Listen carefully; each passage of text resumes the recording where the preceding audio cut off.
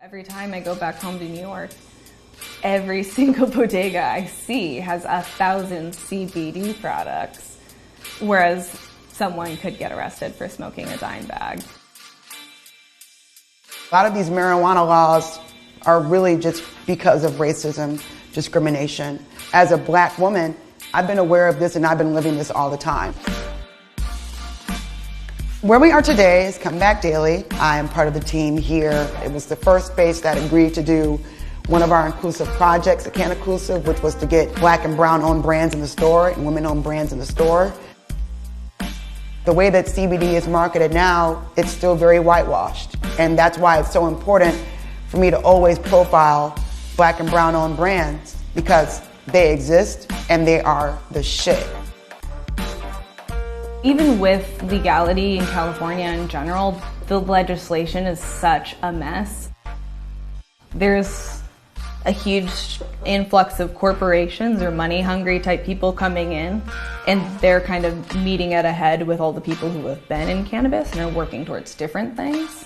It is kind of ruining that aspect of community. When you think about what this industry looks like as far as diversity, you look at executive boards, you don't see black and brown people on boards. You damn sure don't really see women, even white women, on these boards. You also don't see products that are really marketed to fit everybody who's a multicultural makeup of cannabis.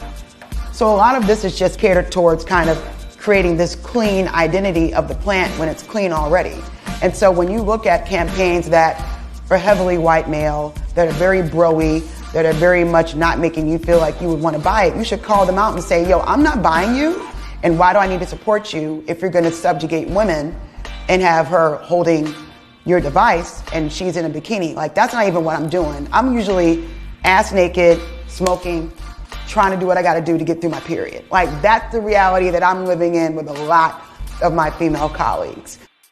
There's still a lot of work to be done. I would like to see it shift as to being a little bit more of an accepted thing. As much as queer, black, and brown people use cannabis, there's not a lot of representation of that, even still in a place like LA and San Francisco.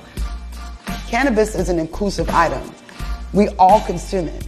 We all look like regular people that are consuming. I'm chilling at a barbecue. I'm with my friends.